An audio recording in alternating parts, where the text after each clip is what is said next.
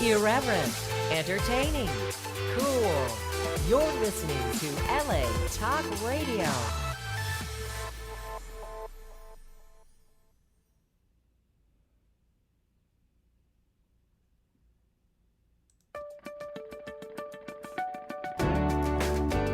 You're listening to Abracadabra, Create What You Speak, with iLan Azoulai, only on LA Talk Radio. Shalom, happy Sunday. It's not good for one to be alone.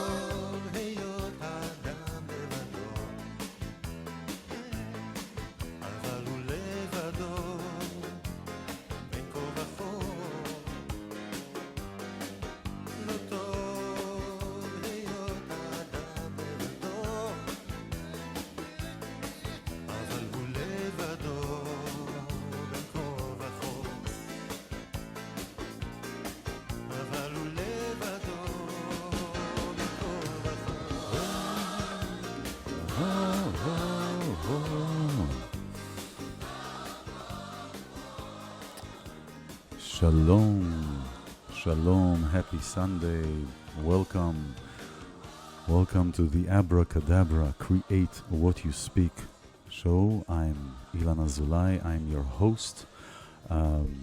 You're here, we are discovering different ways to reclaim our power, I'm a host, I'm a spiritual mentor, a sound therapist, and almost everything comes through sound. And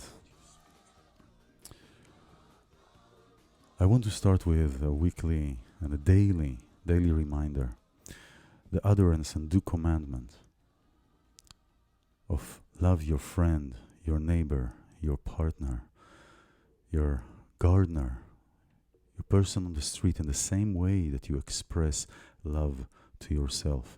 הריני מקבל על עצמי את מצוות עשה של ואהבת לרעך כמוך. I can sip a lake of you, your shores and your pebbles, the rustling of your waves and your light that flickers on little waves that embrace my shores with warmth, absorbed in the sand, in me. I can drink a river of you. I'll sail into the horizon of your soul. I'll dive into the depths of your heart, enveloping a coral, opening up to your colors, and my fins take me away into your depth. And there, in your depth, you've revealed yourself to me. Mother of pearl covered with remains, and with the caressing of water, the remains will fall off with love.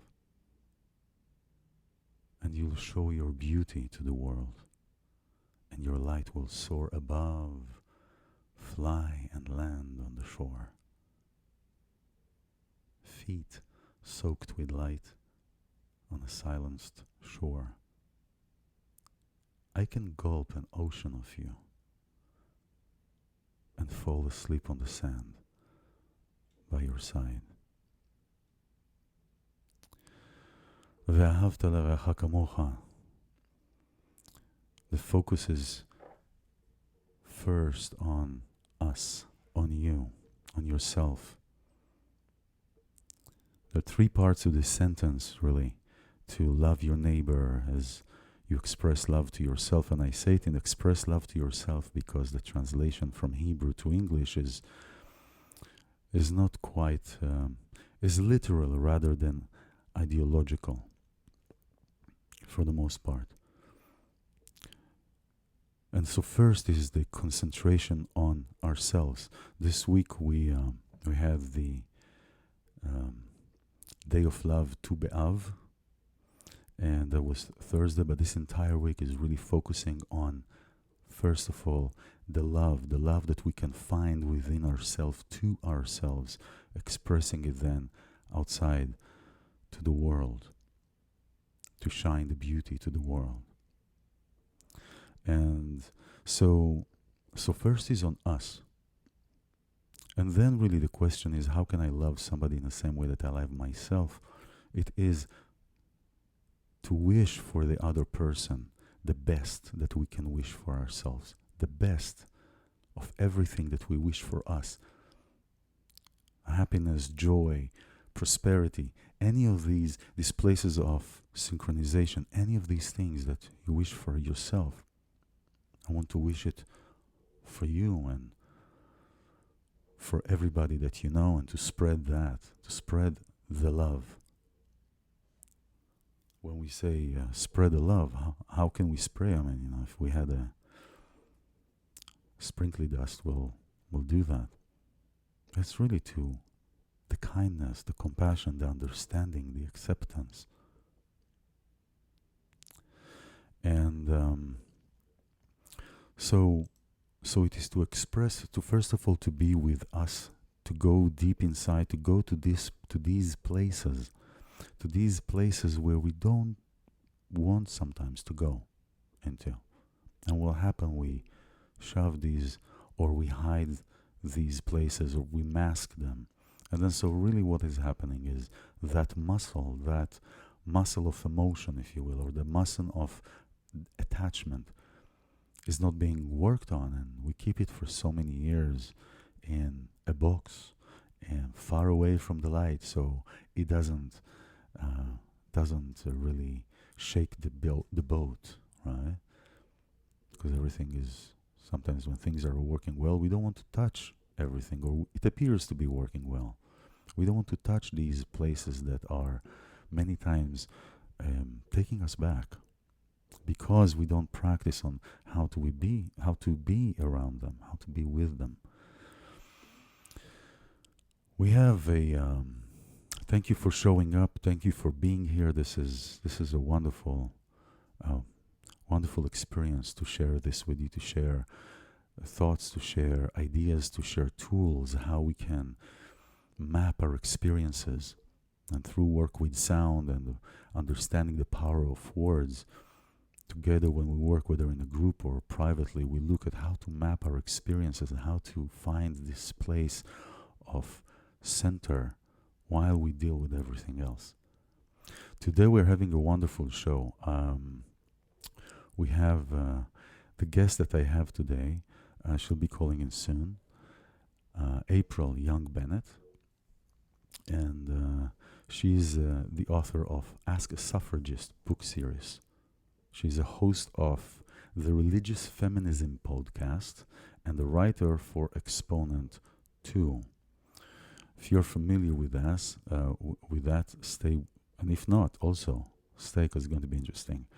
And the first book is Wisdom and Stories from America's First Feminists. And so I have, based on what we're doing here in women empowerment and self-empowerment, I am looking so forward to talking to April. And let's see, I think we have April on the line. Hello? Hello. Hi, April.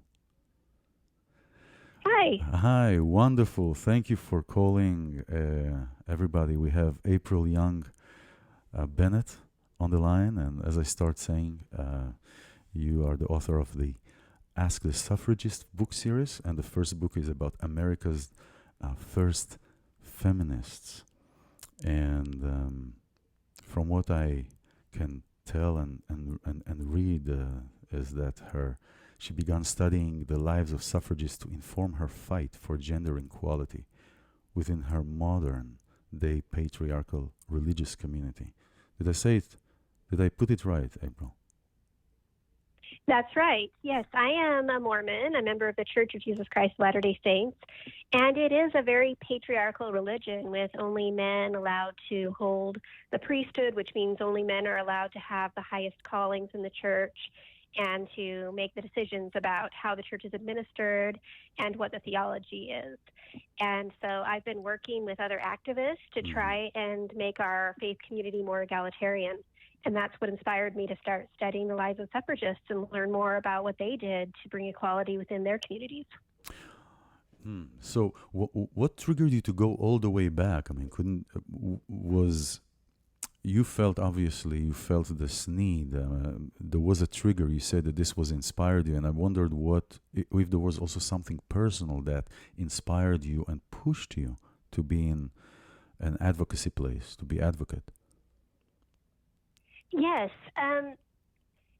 For me, it wasn't any one thing. I think the need for equality is innate. It's something that we all have, and we all want to be more equal within our communities. And so there were lots of little things over the course of my life that led me to eventually become an activist. I think it probably started at age 12. That's when, within my faith community, that things really become unequal, because 12-year-old male children are given the priesthood. Virtually all of them within our faith are given the priesthood at age 12, and they get to start doing ordinance work at that age. Mm-hmm. Meanwhile, girls of my age, girls who are 12, they get nothing.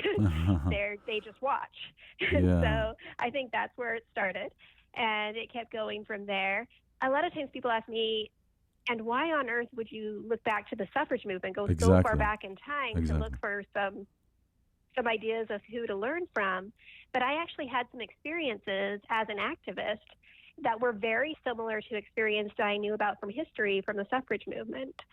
One really good example is I was leading an activist group. There were about 500 of us women that attempted to attend a male-only meeting within our church. Okay. And we marched to this male-only meeting, and one at a time we all asked for permission to enter, and we were all denied entry. But they did make a compromise. They said, here's what we'll do. We'll let you listen over the internet. We'll broadcast it. We'll let you listen on your phones. Huh. And so they did that, and When it was kind of that? reminded me of something I knew about. When was that?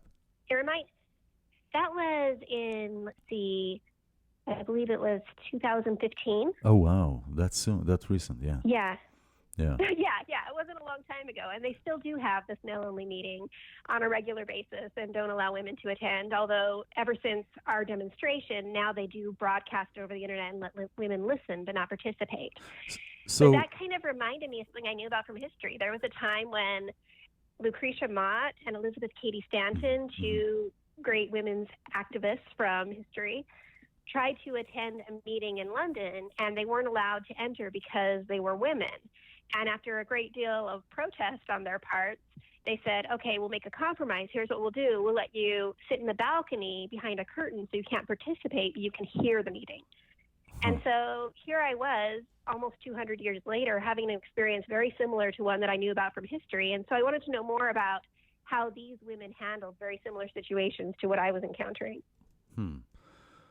And you find them similar, but similar in the idea of not receiving, let's put it for now, equality, and nothing that had to do with some kind of a divine intervention. Do you feel it was a pure segregation because of? I see it as fear of men really seeing what the power of a divine feminine is. Do you think it was just pure? I think it might be. I think it also goes back to tradition. Our church is fairly new. It began during the 19th century. And at that time, it was common to bar women from things. Women were barred from participating in many meetings in many churches. They were barred from voting. They couldn't participate in the government. They were barred from colleges and couldn't go to the university. And so at that time, it was just normal to ban women from participating. And I think that the people who started the church, they were just doing what seemed normal to them because it was what was happening everywhere in their community. And as time has gone on, those traditions that really came about through the secular society, what was going on in secular society in the 19th century, they never changed within our church. And now people don't remember how they started. That's So right. in their heads, they think, oh, this is something that God instructed us to do way back when really these are things that have been going on for a long time just because of inertia, because we haven't changed from what we were doing back in the 19th century when it was normal to bar women from things. I see. Yeah, it's, for example, at the age of 12 in Judaism, and a woman is developed naturally faster than men. A female also has a different and higher divine power, divine gifts, and 12 is really the time where a woman is having a bat mitzvah in Judaism. And I remember you having a rabbi on one of your podcasts. I saw that. So, where do you think the age of 12 came there? I mean, was that also the time where girls at the age of 12 were starting to be promised to or promised for wedding with somebody potential? Is that when things are starting to look like that? I think the age of 12 has to do more with, for us, that wasn't even the beginning of the church. It started happening several decades after the church began, that they decided that they were going to ordain 12-year-old boys. And at that time, I think they were looking at that as they know that is about when puberty starts. Mm-hmm. And they wanted to get men more involved in the church and more committed to the church and have them, just start getting into the work of God, hoping that that would help them to stay committed as they became adults. I don't think it was a bad idea to get children committed young and to give them age-appropriate responsibilities. But for some reason at this time, this was about the turn of the century, And it was a time when men were trying to assert their manliness. And one of the ways they decided to assert manliness within the church was to start excluding women from things they used to do and make them male-only responsibilities. They Why thought do this you would think make that the is? men feel. Why do you think that is? Why do you feel? Why do you think that, at least in your community or um, in your religion, why do you think that women are being barred? Because it is not obviously because of some kind of a religious or belief that is based on religion, for example, based on what you say. So why do you think that is? Is it because everybody else I does it, think it was. or did it? I think it was about this worry about men becoming lazy and men not feeling important and maybe not being as involved in the church. And they saw the best way to make men feel really involved was to put them in charge of things. But then they had to be in charge of someone. And Yeah. so their solution was to exclude women and make them be in charge of women. Of course, this was terrible for women, but it kind of met their goals at the time of making men feel important so that they would be really involved and care about staying within Yeah. the church. Well. I mean, it's not only in the church. If you look at the history, it's been a complete patriarchal. Patriarchal society, especially here, and things are shifting. You can feel that. I know in 2012 when I started hearing in mainstream media talk about even yoga. In Boston, I lived in Boston at the time, and NPR first time they start talking about yoga and mindfulness. First time in mainstream radio. I thought, wow, really, it's happening, because that's what also Kabbalah says. In this age, things will shift. So there are shifts all across. Now, you're talking about bringing to equality, and within your, and there are a few questions. I mean, there are a lot of things that I wanted to to ask you, but how? Okay, you're in a patriarchal society. You want to stay, from what I gather, you want to stay and to remain a Mormon within your church. But then here's your church that its intention in segregating women does not come from some kind of a belief or religion or some kind of a divine excuse, let's put for the sake of an argument, but it comes from pure fear, ego, not understanding the other side, not understanding the cohesion of things rather than the isolation of things. So why are you there? I don't only get frustrated by the patriarchy in my church. There are many things about the church that inspire me. It is within my church that I developed a keen sense of right and wrong and a desire for social justice that makes me who I am today. Mm-hmm. So there are many things I love about my faith community, Mm-hmm. and I just want to make it better. And I feel like because I know my community so well and I know my faith so well, Mm-hmm. this is the space where I'm most qualified to make a difference. Mm. Well, that's okay. Well, that's wonderful. You want to see how. So how do you believe a woman is to be in any society, starting with yours? How it is a woman and a man. Let's put it this way, because if we're just talking, I understand that men are the oppressors for this purpose. But how do you see the relationship between men and women? I would love to see us get to a point where men don't have to be made to be more important than women, or to supervise women, or to be in charge of women in order to feel their own divine worth. Mm. I think it's a failing on the part of not only women, but men, to be able to sense their own innate divine worth, that they feel the need to set up these artificial barriers to Yes. women to make themselves feel important. Totally. I think I would love for us to reach the point where we all feel our divine importance just inherently, and we don't need to be over other people. We can work cooperatively, and we can feel that spirit within us without having to compete with each other. That is wonderful, and this is what I really was hoping to hear, and I didn't have to push you to that. I mean, you said it beautifully, and that it is not, and this is what I do here, and what I do in the program and in the work is to help to work with women and couples in order to reclaim their power, not power over somebody, not power because somebody else is less, but their own divine power. And when things come together in harmony and everybody recognizes their own power, there is no need to assert one's right to exist because it just exists. Absolutely. So, but still, it feels like, from what I read also, you were also writing for the Exponent. Do you still write, by the way? After they...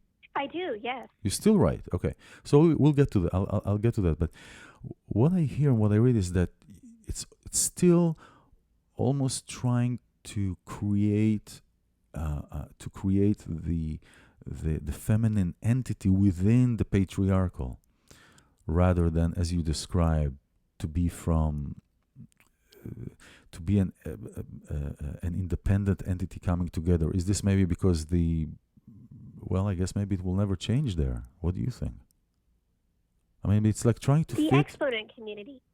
Yeah, the Exponent community is a community for Mormon women where we gather to talk about these issues and to talk about our faith and to support each other. And you're right, it is a segregated community in the sense that it's mostly women. And at the moment, I think that's needed for us to have a female community because we are so blocked from within our church, from actually asserting our influence. And so this creates a separate space where we can't be overridden by somebody who says, well, I'm a male and I have priesthood authority, and so my will trumps yours, basically, which is what the case is right now at church. Yeah. So this creates a place where women can practice actually asserting their voices without being trumped by a man with that higher authority in our church. And I think it is a wonderful community and a great way for women to kind of explore their own thoughts without being stopped by this patriarchy from saying what they think. Yeah. But yeah, I think it is a step. It's a step on the way to having a fully integrated community where you don't have to worry about who's going to be the patriarchy and who's going to be asserting their authority and blocking other people from speaking. Yeah, no, I liked how you used the sentence that were trumped down, double-edged sword there. It's so creating this. There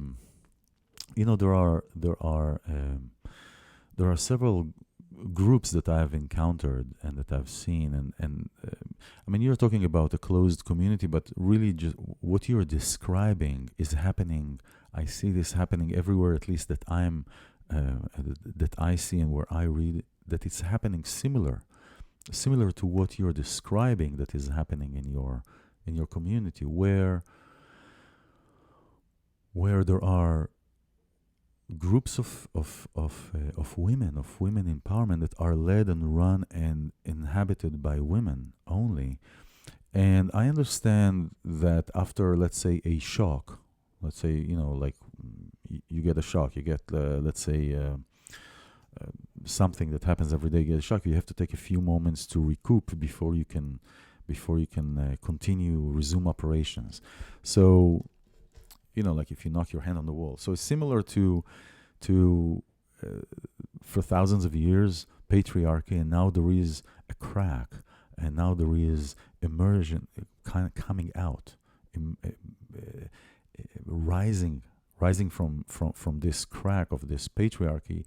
These movements and women are coming up, and it feels like, okay, well, it's okay to have a period of time where there are groups of women that are on their own, for their own, and for them to empower. The question is, where does it end? Because if it ends, it doesn't have to end. But when we want to have peace, we do peace not with our neighbors, but we do peace with those who have been in opposition to us could be for years. So I see this, that the healing cannot completely be healed if there is no meeting and coming together with that caused the traumatic effect, men, for example. So if there is no working together or healing together with men, then there is still no harmony. It's similar to what patriarchy did over the matriarchy. Now it's going to happen the other way. So I understand that there has to be like a cooling off period, so to speak. And every woman, everyone goes through her own discovery, in her own journey, in her own time. So it's kind of like several generations is not going to end until everybody is integrated completely. But how do you feel about that? Do you feel that you have to have, your situation in your community maybe requires you to have that because men are not ready maybe to... Yeah. But how do you see that's that? That's one of the reasons why I like to look at history so much, because when you're looking at our community right now, we can only see what's going on at the present. But if you look at something similar that happened in the past, you can see how things evolved. So one thing that I think of when I think of what you're talking about is the abolition movement, the movement to abolish slavery. Mm-hmm. And when that started, the men who were in charge of this movement had no desire to incorporate women into the movement because they saw men as being the ones who were the change makers in society, the ones who get it done, and women as the ones who stay home and take care of the kids while they're busy. And so they didn't want to involve women. And Lucretia Mott, a suffragist, she was one of the first women to just show up at one of these male-only meetings where they were planning what to do and asserted herself into the meeting. And they appreciated what she said because she was a smart woman and she said some really smart things that were really helpful to them. But then after the meeting was over, they said, you don't belong here. This is for men. And so she started a female-only abolition society in Pennsylvania. And it was different from the male society in that, first of all, it was much more integrated. They included black women. The male abolition society was mostly a bunch of white guys. And they involved black women who are closer to the problem than they were as white women. And so black and white women together were working together to abolish slavery in their own way and separate from the men because the men did not want to involve them. But over time, as they became very effective advocates for abolition, men took notice, and some of them said, we really should be involving these smart, brave women in our own abolition society, and eventually integration happened. So after they separated themselves and started asserting their own power as a separate group, that's when men took notice, and eventually the integration happened. Well, I mean, there is an integration. There was what seemed to be an integration where Martha Hughes Cannon, she was elected to a state senate in late 1800s, right? So now, and now when I read that you were actually forced to remove 10 or 11 articles that you've written and to resign from the board of ordained women. Right? I mean, so they're going backwards? Yeah, that did happen to me. So tell us about this. Nothing really goes in a straightforward direction. I mean, we like to think of progress just marching on and we just get better and better. But we really see that progress happens in the sense of 2 steps forward, 1 step back. And you're kind of revolving in this circle that's slowly moving and spiraling towards progress, but it's never just a straight line like we'd like it to be. So yeah, you do. You see periods of pushback where they're like pushing back and trying to stop you, and then there's some progress where people are listening. And over time, it does move forward, but yeah, there are sometimes backwards. What you're talking about is an experience that happened to me. Yes, please. Where I was an activist, of course, working with ordained women. I was serving on their board as one of their leaders. And of course, I was writing for the exponent community, a Mormon feminist community, writing about the need for us to ordain women within our faith community. And I got some severe pushback. And within our faith, we have some rules that you have to go through a male leader to get permission to attend weddings in our holy temples. Till this day. To this day, To yes, this we day. still do that. Uh-huh. They recently made some changes that make it a little bit easier, which I appreciate through lots of activism on the part of different people within our faith. They have made some changes that make it possible for couples to get married outside the temple in a public wedding, inviting whomever they please, and then go finish with a religious ceremony afterwards in the temple that's private. Mm-hmm. But up until very recently, these marriage ceremonies would take place in temples, and you could try to invite whomever you pleased, but they wouldn't be allowed to come unless they got permission from a patriarchal leader. And my brother was about to get married, and my local ecclesiastical leader used this against me. He said he wouldn't allow me to be at my brother's wedding unless he had a very long list of things that he wanted to do to silence me, and that he wanted me to follow through in exchange for the opportunity to actually be there at my family wedding. Over time, I negotiated that down and whittled it down to two things that I actually ended up doing. One of them was censoring 11 posts from my website, taking 11 posts down that talked about the need for women to have the priesthood. And this is one of the things that's good about knowing the history. Yes, for sure. Because I do know the history, I know that censorship never works. I had a feeling that just because I was censored and temporarily took down these articles, that it wouldn't silence my voice, and it didn't. It created more of a buzz, right? Right. Yeah, It brought publicity to these articles. People found them on Internet Archives. They started sharing them. I think more people read them than would have otherwise had they just stayed put. So censorship never works, but that was one of the things they had me do. And after you get this pass to attend temple weddings, it lasts for 2 years. After that 2 years subsided, then I put all the articles back. So they're all back and they're there again. The other thing was that they wanted me to step down from my position as part of the Ordained Women Board. And that was painful for me. I really didn't want to do that. But in the end, I looked at it and I thought, there are so many other activists within our organization that are ready to take on this leadership role and who are ready to step up to that plate.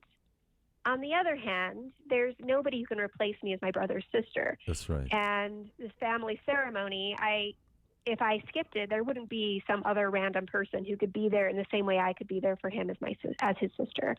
And so I did end up doing that. So and again, yeah, go ahead. Oh, that was something that I agreed to do for 2 years, and those 2 years are past. So all of those,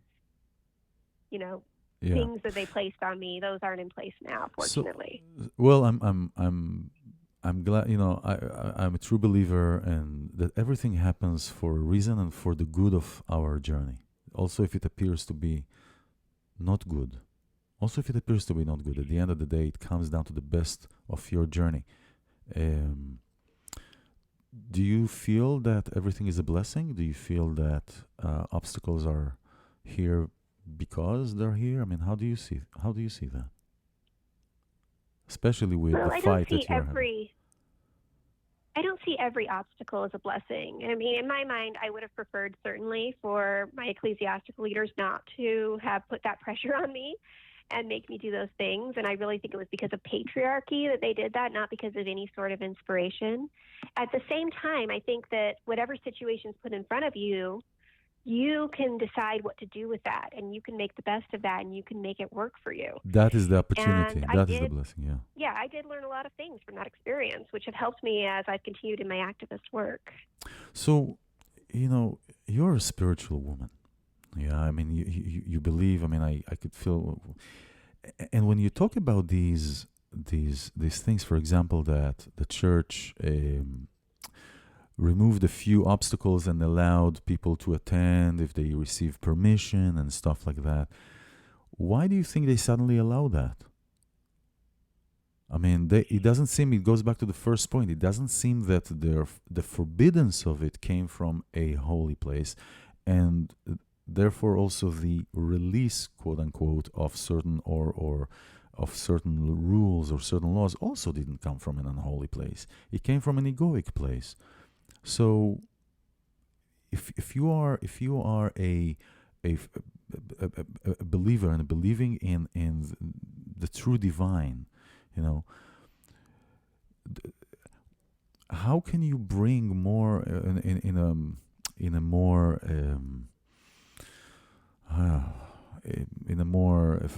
not forceful, but in a more strong position. I'm still not understanding why, if this is not truly godly, why are you there? I understand that you are coming from a place that, and I'm not here to question now what you're believing, I just really want to understand if there is this ungodly and unspiritual, let's use this word.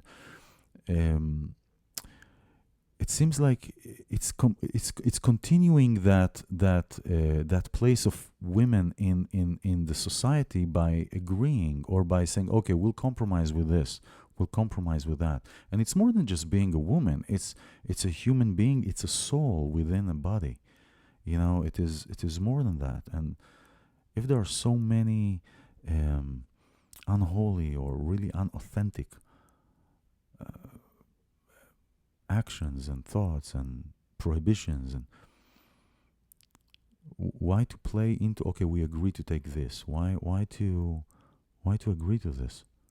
Is there fear of danger, of being kicked out, of something may happen to you? Is there something like that? I think you're asking a few different questions in there, so I'm going to try to answer them one at a time. Wonderful. First of all, I do see the divine as working through flawed people.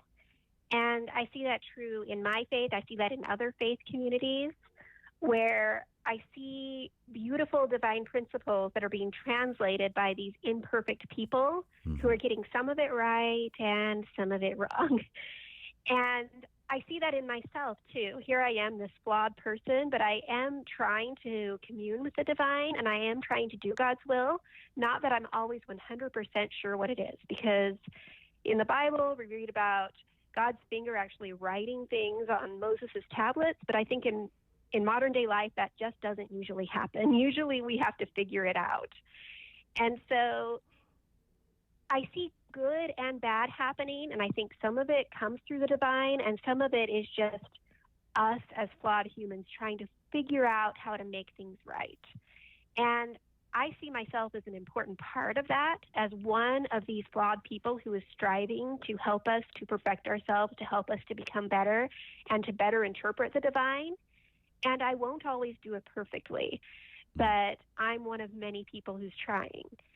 And so thinking of myself as one part of this great big group of people who's working to make our world a better place and to bring us closer to the divine, I look at how can I effectively do that? There are people who, well, there are many people who at that time recommended to me, don't negotiate with terrorists, basically. You shouldn't put up with any of this. You should spit in that ecclesiastical leader's face and walk out. Just burn down your bridges and show them what's what. And that certainly is one thing I could have done, and it's something that other people have done in the past.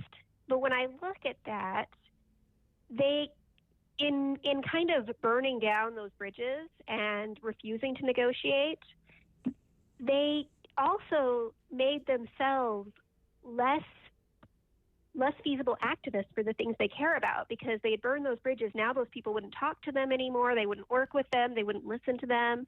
They had kind of destroyed those lines of communication, and they weren't effective as activists going forward within that community. They may have been effective activists elsewhere, but within that community, they had burned down those bridges. Well, and that's not something I wanted to do. I wanted to live to fight another day. Yeah. So you're living for fighting? I wanted to still be effective. I wanted to continue to be effective activist.